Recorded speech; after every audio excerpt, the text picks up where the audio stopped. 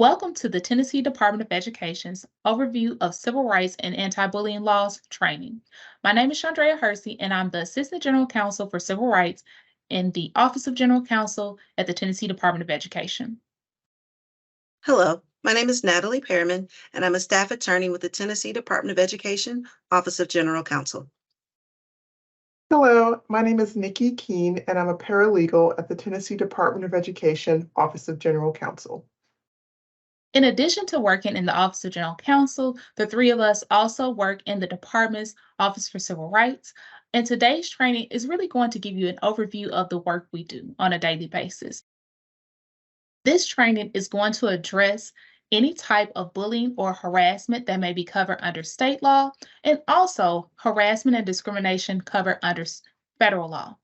Our office is charged with investigating claims of civil rights, discrimination, or harassment that may be happening in schools. So from today's video, we want you to gain an understanding of a school district's obligations to respond to those sorts of concerns, and to ensure that you are following all of the appropriate steps and protocols required under state law and federal law. This slide shares our Best for All initiatives.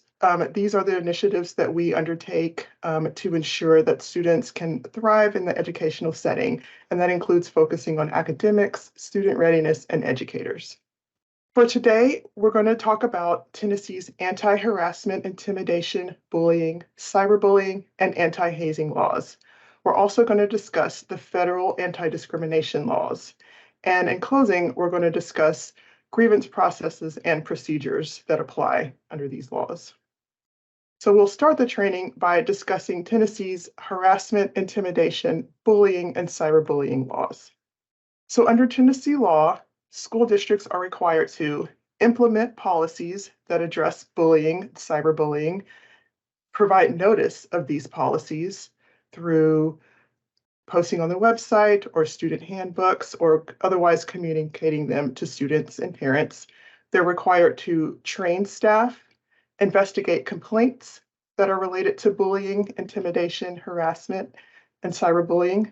They're required to take corrective actions as a result of these investigations, and they are also required to report their bullying data to the Department of Education through a report that is available on the department's e-plan platform. So getting into the statutory definition of what bullying is, it is any act that substantially interferes with a student's educational benefits, opportunities, or performance, and has the effect of physically harming a student or damaging that student's property, knowingly placing a student or the student in reasonable fear of harm to the student or damage to their property, causing emotional distress to a student, and creating a hostile education environment. So that includes things like physical attacks and fighting. It includes threats against the student. It also includes mental or emotional abuse that has the effect of creating a hostile education environment. So cyberbullying is a form of bullying that takes place through the use of electronic devices. So this includes things like cell phones, computers, whether it's personal computers or school-issued computers, bullying through social media apps such as Twitter or Facebook or Snapchat or TikTok or email. It also includes bullying through gaming consoles, like video games as well. So the scope of this law, it applies if the act takes place on school grounds, at a school-sponsored activity, on school-provided equipment or transportation, or at any official school bus stop.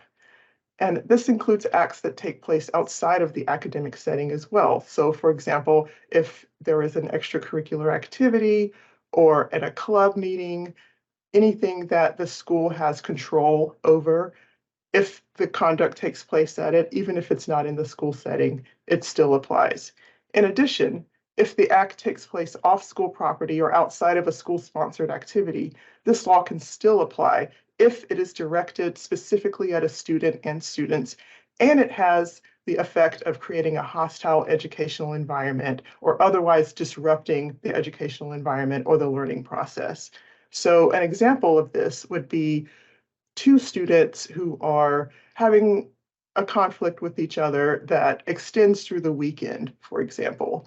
And one student may vandalize the other student's car or send them a threat saying, don't come to school on Monday, or something bad is going to happen to you if you come to school. So although the activity does not take place specifically on school property, it still had that effect of disrupting the educational environment. Hazing is defined under the law as any intentional or reckless act on or off school property by one student acting alone or with others that is directed against any other student that endangers or induces or coerces a student to endanger the mental or physical health or safety of that student. So basically, what this statute is saying is it's describing hazing. Hazing usually occurs in the context of initiation into a club or a sporting team or any sort of extracurricular activity where someone is harmed or forced to consume products they don't want to, they're threatened, or they're forced to do things that are dangerous to them in order for them to be initiated into the club. So the law sort of defines what hazing is, and it's activities that endanger or harms their mental health. So school districts, they must have a written policy that addresses hazing and prohibits it, and they must make this policy available. In terms of who should report bullying, so most school district policies require any individual who has knowledge of behaviors that constitute bullying, cyberbullying, harassment, intimidation, and hazing to promptly report this information to the school's principal or their designee. So if you know about it, if you see something, you should say something about it. So the reason behind this is to ensure student safety. It's to protect the parties from retaliation, and it's also to help shield the school or organization from potential legal liability as well. So moving on to the obligation to investigate. So all middle school, high school, and high school principals or their designees are required to investigate harassment, intimidation, or bullying that's reported to the principal, the teacher, or the guidance counselor that alleges threats or harm. This statute does not specifically point out elementary schools. However, it is still a best practice to investigate these allegations for the reasons that I outlined before: student safety, protection from retaliation, as well as protection from legal liability. So regarding reporting, under the law, school districts are required to report to the Department of Education the number of complaints that was brought to their attention, the finding of any investigation into those complaints, as well as the number of complaints that result in disciplinary action. School districts must use a form that this department provides. This form is available on ePlan, and school districts complete it annually and provide this data to the department. This data is compiled and posted on the department's website as well as to the General Assembly. The state level contact at the Department of Education for bullying issues is the School Safety and Transportation Team, which operates under the District Operation Office within the Department of Education. So you just heard information about our state level anti-harassment, intimidation, bullying, cyberbullying law, and our anti-hazing law. You also learned about information regarding the obligations of school districts to respond and investigate any kinds of claims of bullying or harassment under state law. There are also federal laws that prohibit discrimination and harassment based on a protected class, and we're going to talk about those federal laws in these upcoming slides. There are 3 federal laws that prohibit discrimination and harassment of students. The first is going to be Title VI of the Civil Rights Act of 1964, which protects students from discrimination and harassment based on race, color, and national origin. The next is going to be Title IX of the Education Amendments of 1972, which prohibits discrimination and harassment based on sex. And then the last is Section 504 of the Rehabilitation Act of 1973, which prohibits discrimination and harassment based on disability. Under federal law, the terms discrimination and harassment are defined. Discrimination is defined as conduct that deprives a student of the benefit of an education opportunity on the basis of a protected class. Again, those protected classes are race, color, national origin, sex, or disability.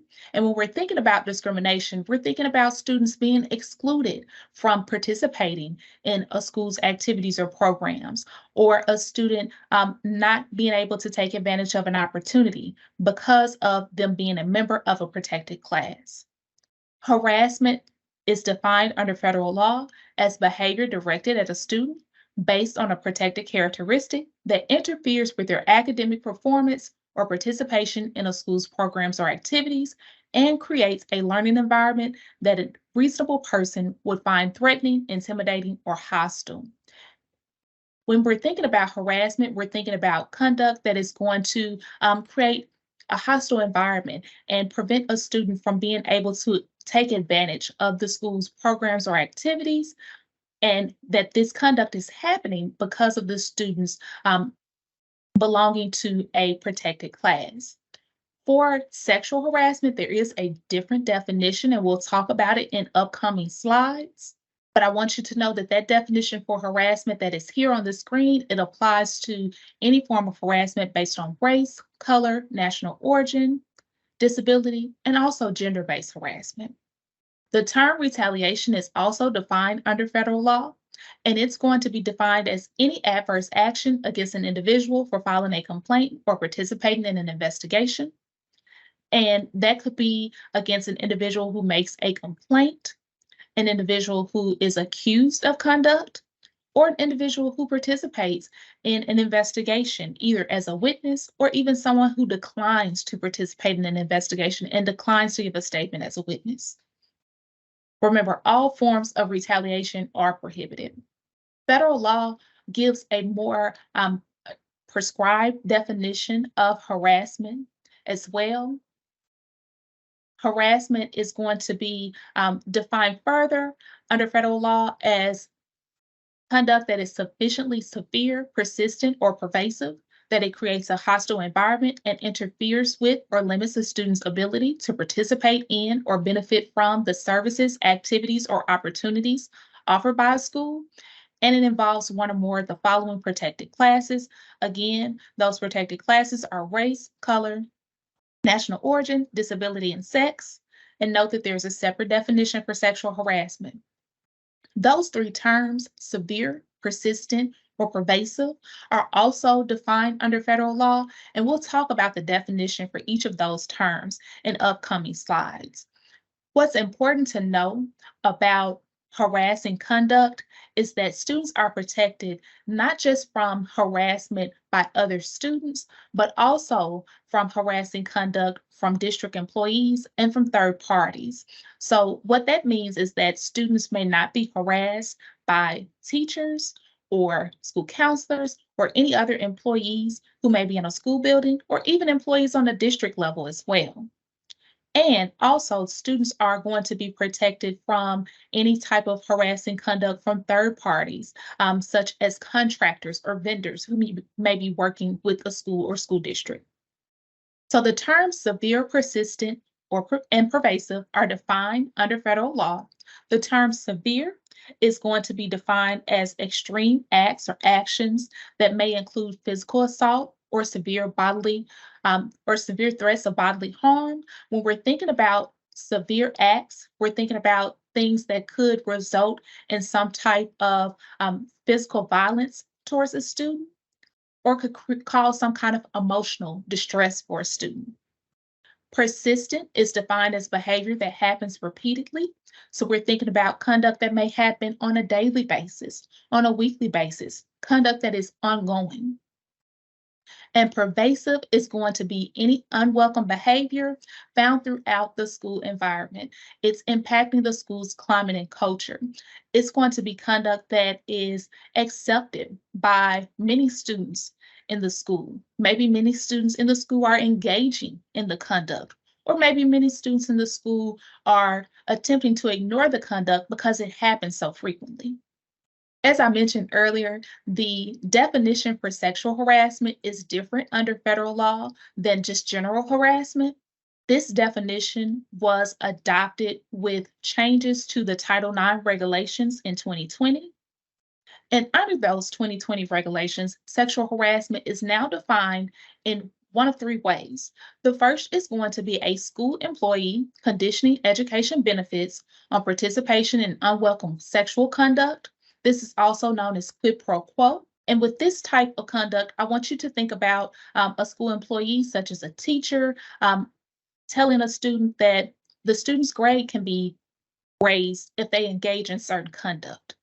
The next way sexual harassment is defined under Title IX is going to be unwelcome conduct that a reasonable person would determine is so severe, pervasive, and objectively offensive that it effectively denies a person equal access to the school's education programs or activities.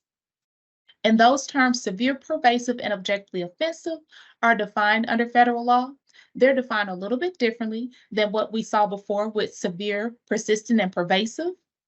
But I want you to know that what's important under sexual harassment is that you must have all three of those elements in order for the conduct to be considered Title IX sexual harassment. That is that unwelcome conduct that a reasonable person would find meets those standards and denies a student access to the school's programs or activities.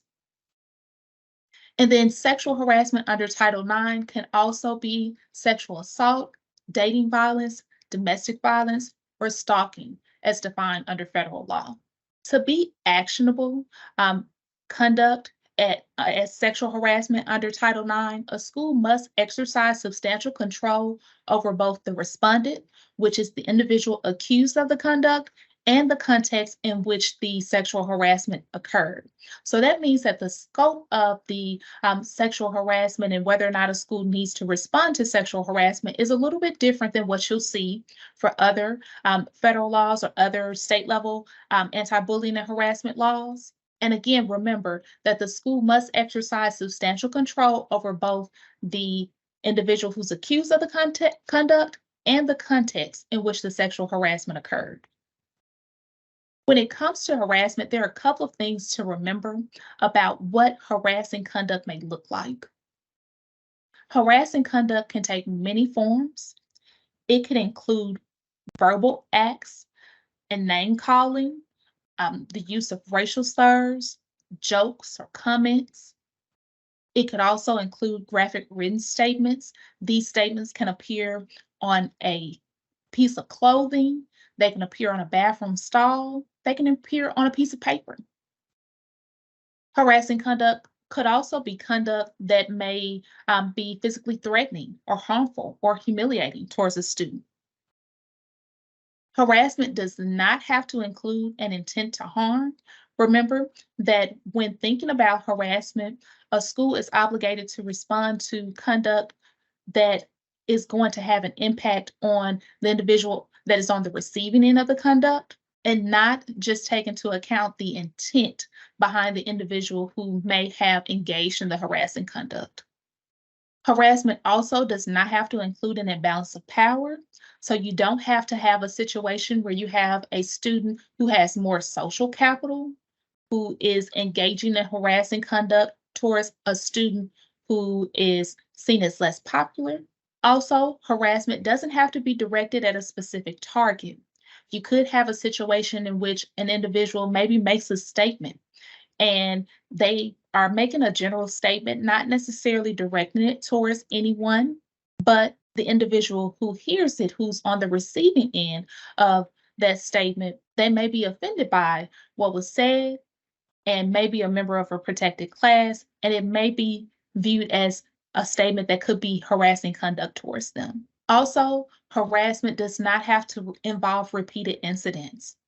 It could be one incident, one violent act, one incident where it's sexual assault, and that could be deemed as harassment and could mean that the school is obligated to respond. When thinking about the scope of these federal laws, it's important to know that all programs or activities that receive federal funds from the U.S. Department of Education are required to implement these federal laws and to ensure that no discrimination or harassment is occurring in their programs or activities, and if it is, that they're responding appropriately. All program areas, such as academics, extracurricular activities, and athletics, are included in the scope of this law, and it applies to all activities of a school, even those that may occur off campus. With sexual harassment, as I mentioned earlier, the scope is a little bit different. Remember that the rules apply to a school's education programs or activities, and this includes all locations, events, or circumstances over which the school exercises substantial control over the respondent. And remember again, that is the person accused of the conduct and the context in which the sexual harassment occurred. Federal law requires that schools be responsible for addressing harassing or incidents of harassment about which they know of or reasonably should have known of. And when we say that the school knows, that means that the school has knowledge. They've received a report from a parent or a student or someone in their school who has shared this information with a principal, an assistant principal, someone in leadership who has the authority to act, or the school reasonably should have known of the harassing conduct. Maybe there is information that is just floating around the building as a rumor, but everyone is hearing it, everyone is knowing about it, and that's going to trigger the school's obligation to respond. There could also be an instance where some information could have been shared in a different way that is going to require that the school be obligated to respond. Remember, we're not asking that schools comb students' online accounts or search in those sorts of places, but if there's information that you reasonably should have known about, you're obligated to respond. Again, there's a different standard for sexual harassment. A school is required to respond when it has actual knowledge of sexual harassment. Actual knowledge is defined under federal law, and the definition is here on the screen. But I'm not going to focus too much on the definition here, because what's really important is that if any employee of an elementary or secondary school has knowledge of potential sexual harassment, then that means that the school district has actual knowledge of sexual harassment, and they're required to move through their grievance process to ensure that they're addressing those concerns. Now, I want to talk a little bit more about the federal provisions and give you more of an explanation about what's covered under each. We'll start with Title VI. Title VI prohibits discrimination and harassment based on race, color, and national origin. When we say race, we're also talking about characteristics that are associated with race, such as facial features and hair texture. And when we're speaking about color, we mean skin tones. National origin, we're referring to country of origin. What's important to note with Title VI as well is that Title VI does not cover discrimination solely based on religion, but prohibits any form of harassment that includes religion that may also involve racial, ethnic, or ancestral epithets or slurs. That includes religion and how a person or group looks, dresses, or speaks if linked to ethnicity or ancestry. That includes religion and inherited traits, or that includes religion and stereotypes about people who share certain ancestral or ethnic characteristics. Some additional considerations for Title VI would be that school districts are required to refrain from engaging in discriminatory discipline based on race. School districts are also required to ensure equal opportunities for students who are English learners. School districts must also ensure equal rights to public education, regardless of a student's immigration or citizenship status. School districts must also ensure that they refrain from engaging in racial discrimination in special education and ensure that they are not over-identifying students for special education because of their race, and ensure that there are equal opportunities for students to participate in programs and activities regardless of race. With Title IX, it is the federal law that prohibits discrimination and harassment based on sex, that includes sexual harassment. And Title IX also prohibits discrimination and harassment based on gender. And when I say gender, I mean ensuring that there is no harassment or discrimination of students based on a student failing to comport to gender norms, gender expectations, or sex stereotypes. It's important to remember that both males and females are prohibited from engaging in harassing conduct under Title IX, and both males and females are protected from harassment. Under Title IX, harassment does not need to involve members of the opposite sex as well. That's also important to remember. Whenever we do presentations and we discuss Title IX, we always get questions about LGBT students. And what's important to remember is that all students, including LGBT students, are protected from harassment based on sex or gender. So this includes harassment, sexual harassment, and gender-based harassment. Remember that Title IX is a developing area of law. There is current litigation on issues involving Title IX. So be sure to check with your board attorney if you ever have questions about what is protected under Title IX or what is not protected under Title IX, or how your particular school district is responding to an issue where it's an emerging area of the law. But also remember that harassment that is not protected under Title IX may still be prohibited conduct by our Tennessee harassment, intimidation, bullying, and cyberbullying law. So it's always important to act. Harassment based on sexual orientation, height, weight, appearance, gender identity, or social economic status could all be types of harassment that could be addressed under our state level laws. Some additional issues under Title IX to remember are that students who are pregnant or parenting students are protected under Title IX. They're protected from discrimination. And then Title IX also ensures that there are athletic opportunities and benefits for students, regardless of sex. Section 504 is the federal law that prohibits disability-based harassment that includes bullying of a student because of their disability. With disability-based harassment, it could include things such as abusive jokes, rude name-calling, threats, physical assault. And it's important to remember that these anti-harassment provisions under Section 504 apply to visible disabilities and non-visible disabilities.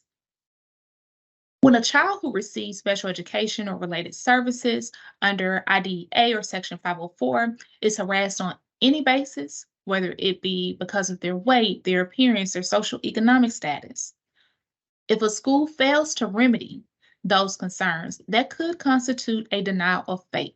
So it's important to remember that if a student with a disability is the subject of any form of harassment, the school must act to ensure that it's meeting its obligation under Section 504 to remedy the harassment, but also to ensure that the school continues to provide that free, appropriate public education to that student that they're entitled to. Some additional considerations for schools under Section 504 are ensuring that students who are entitled to special education related aids and services are provided faith, ensuring that schools refrain from engaging in discriminatory discipline towards students with disabilities, ensuring that schools are providing equal access to education programs and activities for students with disabilities, and ensuring that buildings and facilities are accessible for all individuals with disabilities, students and visitors. Your state level point of contact for civil rights issues will be our team, the Tennessee Department of Education's Office for Civil Rights within the Office of General Counsel. So if you ever have questions related to any of the civil rights provisions that were just discussed, feel free to reach out to me, Nikki, or Natalie. We are happy to answer any questions you may have. Our contact information will be shared at the end of our presentation. So the first step under the grievance procedures we're going to look at is reporting. Many school district policies state that when an employee becomes aware of behaviors that may constitute bullying, cyberbullying, harassment, intimidation, hazing, or discrimination, that those persons promptly report such information to the principal or the principal's designee. Depending on the complaint or the allegation received, these concerns may also need to be reported to other personnel within the school or the district. If it is a Title IX concern, you're going to want to make sure that it's reported to your school or district's Title IX coordinator.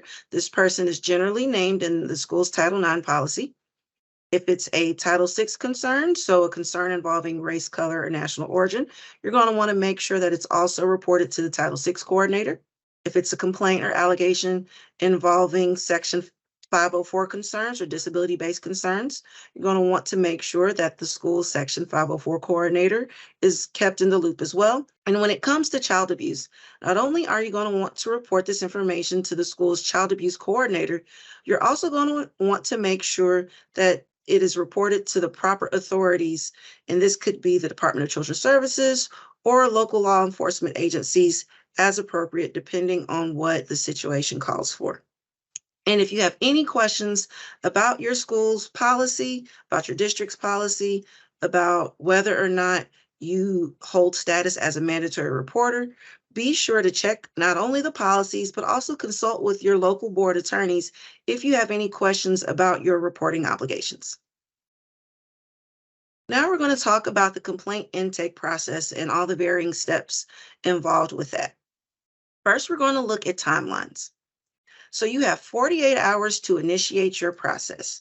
So that is 48 hours from when you receive a complaint, whether you know about a complaint or you should have known and you have received a statement from a student or school personnel, or maybe something has come in written form. You have 48 hours to initiate your process. And that could be 48 hours to acknowledge receipt of the complaint and notify the appropriate parties. Or if you have time or time is permitting, go ahead and start your investigation process if that's what the situation calls for. But you want to make sure you are initiating your process within those first 48 hours. Next, you'll have 20 days to implement appropriate interventions. Now, there are some situations where it may not be possible to implement appropriate interventions within those 20 days. The important thing here is to remember that you want to appropriately document any delays or extensions in your timeline. Situations where this could come about, for example, could be if a complaint or allegation comes in on the last day before a school break or a school holiday or a federal holiday, and persons just won't be around to conduct this process.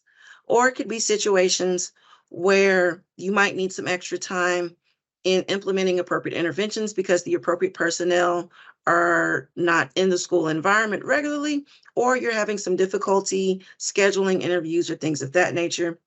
Regardless of the circumstance, again, the important thing here to note is that you always want to appropriately document anytime there's a need for an extension or anytime there's a delay in your process.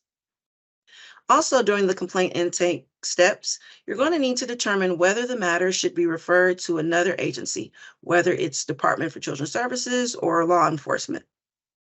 It's extremely important to note here that even when a situation is referred to another agency, this does not stop the school or district's obligation to investigate the matter and correct the harassment. Another step in their complaint intake process is documenting and acknowledging receipt of a complaint. And this is for both formal and informal complaints, and we'll get into the difference between those a little later. But regardless of how the complaint comes in, you want to make sure you document that you've received it and acknowledge when it was received, how it was received, and other named parties that may be involved in this process as well. During this complaint intake process, you want to make sure that you immediately notify the parent or guardian when a student is involved in an act of discrimination, harassment, intimidation, bullying, or cyberbullying.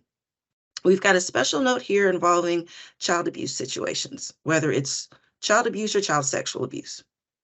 So in these instances, the school child abuse coordinator, school teachers, school officials, and other school personnel shall not provide any information relevant to the suspected child abuse or child sexual abuse to the child's parent or guardian, and they must refer any questions from the child's parent or guardian to the investigating law enforcement agency and the Department of Children's Services. Most importantly, during this initial complaint intake process, you want to make sure that you're providing students, along with their parents and guardians, information about school counseling services, as well as other support services that may be available to them.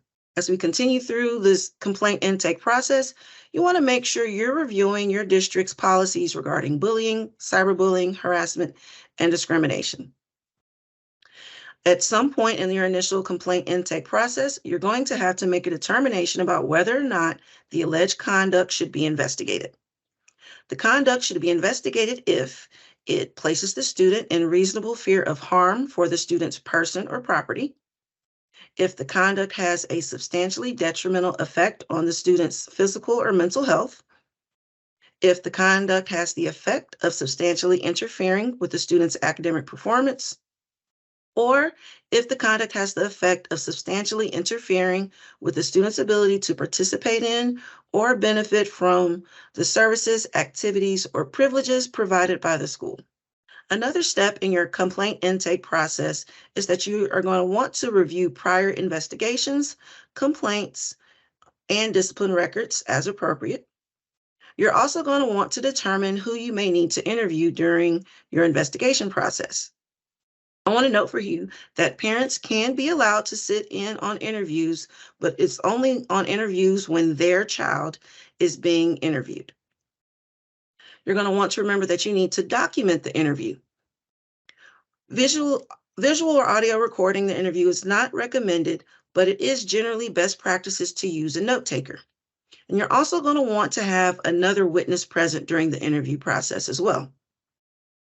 During your complaint intake process, you're going to need to determine if there is a need for an interim action plan during the pending investigation.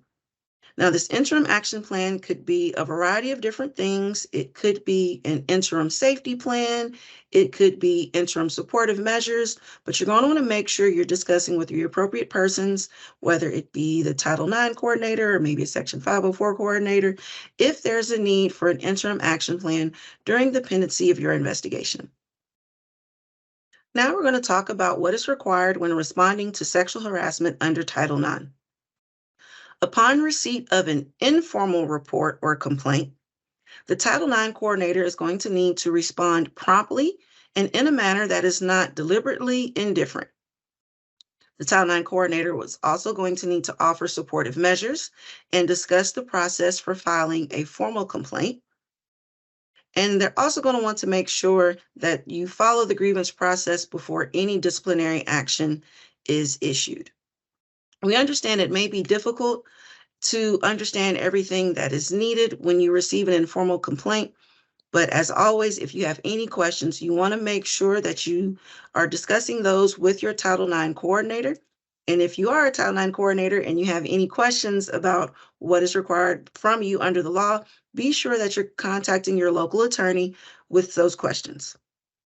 Now, when a formal complaint is received, there are very specific steps here.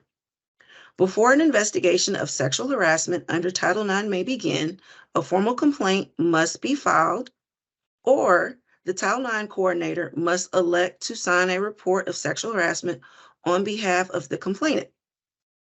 So in these first steps here, it'll be the Title IX coordinator that is involved in that complaint intake process. Afterwards, the Title IX investigator will gather evidence, They will evaluate that evidence, and the investigator will write up a formal investigative report with all the evidence collected, as well as any other supplemental documents that are needed. In sexual harassment Title IX situations, a separate person, the decision maker, will be the person responsible for writing the written determination, which will conclude the Title IX investigation. Next, we're going to discuss some specific steps that you'll want to consider when going through the investigative process. So as it pertains to fact gathering, and particularly when interviewing parties and witnesses, you're going to want to interview each person separately. Generally, it's best practices not to schedule interviews back to back. You want to make sure that you keep parties and witnesses separate. Aside from reminding them about the confidentiality of a situation, you want to make sure that parties and witnesses may not have opportunities to possibly pass each other in the hallway or discuss the nature of what's going on in the interview process. You're also going to want to make sure that you are avoiding leading questions. For example, let's say an allegation came in that something happened at a basketball game pep rally. You do not want to ask a witness something to the effect of, "You were at the pep rally and you saw the fight that happened, right?" That's an incredibly leading question. You want to avoid that. A better way to ask that question would be to ask the witness, "Were you at the pep rally on Friday?" If they say yes, another non-leading question would be, "In your words, can you tell me what happened at the pep rally?" Again, the goal here is to make sure that you're not leading a party or a witness in one particular direction or another, and that you're getting their true narrative of what happened. You're also going to want to make sure that you watch your tone and you avoid accusatory language. Regardless of the allegation or complaint that comes in, you want to make sure that you are not using any language that makes a party or a witness feel as if they are guilty or being seen as guilty for any particular conduct. And as always, it's extremely important to discuss retaliation. Not only do you want to make sure all parties and witnesses know that they are protected from retaliation, from participating or choosing not to participate in this process, you also want to make sure that parties and witnesses know how to report retaliation should they experience it. During your fact gathering process, you're also going to want to make sure you get any documentary evidence that's necessary. This could be screenshots of web pages, it could be collection of emails, maybe text messages, possibly screenshots of messages sent through social media apps. But I do want you to take caution with the collection of photos of a sexual nature. More specifically, you want to be cautious that you do not collect videos or photos, because you don't want to collect any images that could include pictures or screenshots of minors engaged in particular acts, because we want to make sure we avoid violating any state or federal child pornography laws. If you ever have any questions about what is and is not appropriate to collect, be sure you are speaking with your local board attorney as such. And if you are a coordinator that is unsure, maybe you're being asked a question by a teacher or a staff. Again, if you're unsure, make sure you're speaking with your local attorney about what is and is not appropriate to collect. Now we're going to talk about what happens if you have a situation where a student victim wants to remain anonymous. We understand these are difficult situations, and an anonymous victim can limit your ability to handle the complaint. And we understand it could also affect the disciplinary action taken against the accused. However, you want to make sure that you're reminding the student and their parent or guardian that information will only be given out on a need-to-know basis. And even if a student victim is very adamant about remaining anonymous, remember, you still have an obligation to investigate the situation. Next, let's talk about how you evaluate the evidence that you've collected. So first, you're going to want to look for corroborating evidence. This is evidence that tends to make the likelihood of something having occurred more likely than not. You're also going to want to look for inconsistencies and impossibilities. An example of this would be that one witness stated they observed a particular incident at the basketball game pep rally last Friday afternoon. But then you go and you collect evidence and you collect the basketball schedule and you realize that there was not a basketball pep rally last Friday afternoon. That could possibly be a situation of inconsistency or an impossibility. So you're going to want to look at all things that are relevant to your particular allegation or complaint. You're also going to need to determine if witnesses need to be re-interviewed or if additional evidence needs to be gathered. Sometimes during the course of your interviews or during the course of collecting your documents, additional information may come out that was not known at the onset of the investigative process. And again, this happens pretty frequently. So as you're going through your process, you want to make sure that if you ever get new information or if there's some information that just needs to be clarified, you're taking the appropriate steps to re-interview or collect additional evidence as needed. Now to discuss the investigative report. It is absolutely always best practices to put your investigative report in writing. You're going to want to make sure that your report is thorough, objective, and without opinions. Your report should also include recommendations for actions after the close of the investigation. For investigations required by Tennessee statute, the principal should report the findings, along with any disciplinary action taken, to the director of schools. If investigating claims of sexual harassment, a separate decision maker, as we previously stated, again, not the investigator, must issue a written determination regarding responsibility. Now let's talk about a few things under discipline. You're always going to want to review your student code of conduct to determine if any policies were violated. And if there were violations, you're also going to want to review your district's discipline policy. As previously stated, you want to make sure that you are ensuring consistent disciplinary action. And you also want to make sure that even though discipline may be issued, you don't just stop there. In many situations, discipline is often necessary, but insufficient to completely remedy a situation or cure the harassment from occurring further. You want to make sure, again, that discipline is being applied appropriately and in accordance with your policies. So you want to make sure that the appropriate discipline is being applied for bullying versus harassment. You want to make sure that the appropriate discipline is being issued for harassment versus sexual harassment. Again, if you have any questions, always refer to your district policies and consult your local board attorney if you have any questions about what discipline action is appropriate.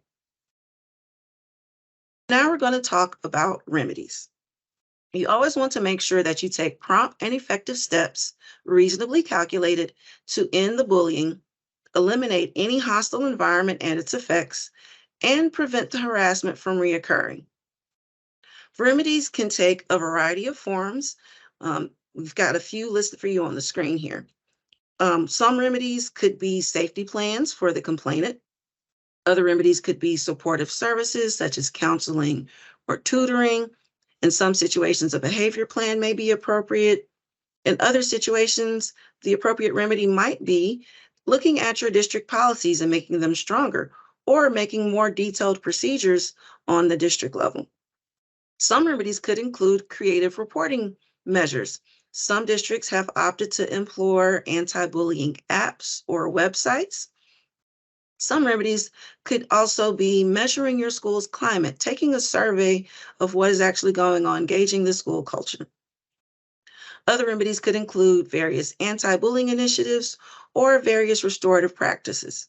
Again, you want to make sure that you are working with the appropriate personnel in your school and in your district, whether it is your coordinators or your local board attorneys, to make sure that you're curing that hostile environment and you're preventing the harassment from reoccurring.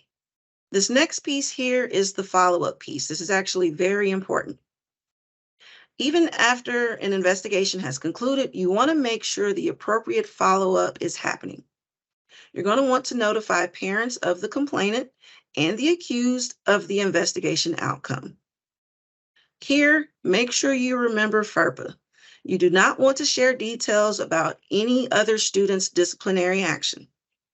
Also, when concluding investigations of sexual harassment under Title IX, you want to include details about the procedures and the permissible basis for the complainant and the respondent to appeal the findings of that Title IX report. Also, in this follow-up process, you want to make sure you remind students, parents, and guardians and staff about the protections against retaliation and how they should report it. Now we're going to do just a quick review here of everything we've talked about so far. So on the state level, when we're talking about bullying, harassment, intimidation, cyberbullying, we're talking about behavior and conduct that substantially interferes with the student's educational benefits, opportunities, or performance, and has the effect of physically harming a student or damaging a student's property, knowingly placing a student or students in reasonable fear of harm to the student or damage to the student's property, causing emotional distress to a student or students, or creating a hostile educational environment. When we're talking about the federal provisions, we're talking about behaviors that are severe, persistent, or pervasive, and involve one of those protected classes. So race, color, national origin under Title VI, disability under Section 504, or sex and gender under Title IX. Remember, there are different definitions and protocols under sexual harassment. Under the federal provisions, sexual harassment can take one of three forms. It could be a school employee conditioning educational benefits on participation in unwelcome sexual conduct. That's that quid pro quo situation. It could be unwelcome conduct that a reasonable person would determine is so severe, pervasive, and objectively offensive. Or it could be sexual assault, dating violence, domestic violence, or stalking as defined under federal law. And a few other reminders here for you as we wrap up. From a legal perspective, bullying and harassment does not have to include the intent to harm. As Chandrea stated earlier, you want to think about impact over intent. Bullying and harassment does not have to involve an imbalance of power. So it does not have to involve students where one has a higher social capital than the other, or students in different grade levels. Bullying and harassment does not have to be directed at a specific target, and it does not have to involve repeated incidents. And remember that you may still have an obligation to investigate if the act occurred off school property. And most importantly, as we've stated throughout, if you see something, say something. You want to make sure that you remember your timeline here. You have 48 hours to initiate your process and 20 days to implement the appropriate interventions, unless you document where the need for more time is appropriate in that situation.